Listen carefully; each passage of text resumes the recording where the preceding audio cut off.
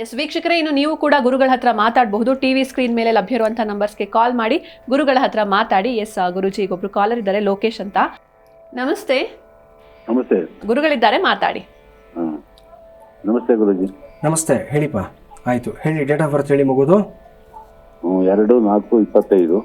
ಕಿವಿಲಿ ಒಂದು ಗಂಟಾದಂಗಾಗಿದೆ. ಕಿವಿಲಿ ಗಂಟಾಗಿದೆ. ಓಕೆ, ಆಯ್ತು, ಯೋಚನೆ ಮಾಡಬೇಡಿ. ಚಿಕ್ಕ ಮಕ್ಕಳಿಗೆ ಏನಂತಂದ್ರೆ ಬೆಳವಣಿಗೆ ಹಂತದಲ್ಲಿ ಕೆಲವೊಂದು ಇದಿರುತ್ತೆ ಅವ್ರಿಗೆ ಒಳಗಡೆ, ಕೆಲವೊಂದು ಗ್ಲ್ಯಾಂಡ್ಸ್ ಅಂತ ಹೇಳ್ತಾರೆ.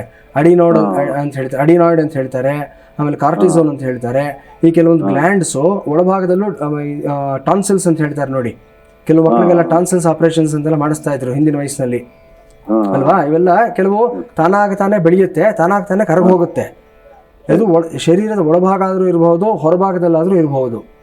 ಹೊರಭಾಗದಲ್ಲಿ ವ್ಯಕ್ತವಾಗಿದೆ ಅಂತಂದ್ರೆ ಏನೋ ಅದು ದೊಡ್ಡ ಸಮಸ್ಯೆ ಇರೋದಿಲ್ಲ.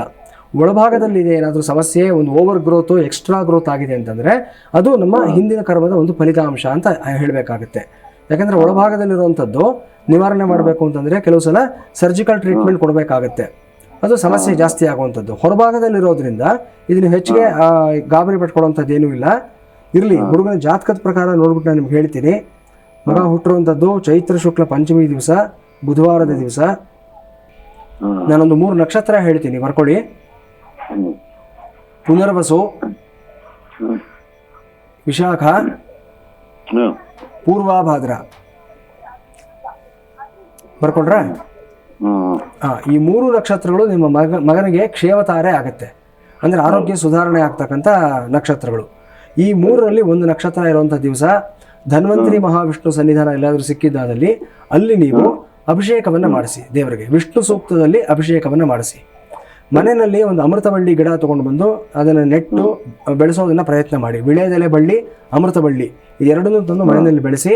ಆಮೇಲೆ ಡಾಕ್ಟರ್ಗಳ ಒಂದು ಮಾರ್ಗದರ್ಶನ ತಗೊಂಡು ಈ ಉತ್ತರಾಣಿ ಗಿಡದ ರಸ ಆಗಲಿ, ಇಲ್ಲಾಂದ್ರೆ ವಿಳ್ಯದೆಲೆ ರಸ ಆಗಲಿ ಮಗುಗೆ ಒಂದು ಲಿಮಿಟೆಡ್ ಆಗಿ ಕೊಡ್ತಾ ಹೋಗೋದನ್ನ ಪ್ರಾಕ್ಟೀಸ್ ಮಾಡಿ. ಎಲ್ಲವೂ ಒಳ್ಳೇದಾಗತ್ತೆ. ಏನು ಗಾಬರಿ ಮಾಡ್ಕೊಳ್ಳೋ ಅವಶ್ಯಕತೆ ಇಲ್ಲ. ಧನ್ಯವಾದ ಲೋಕೇಶ್ ಅವರೇ, ಕರೆ ಮಾಡಿದ್ದಕ್ಕೆ.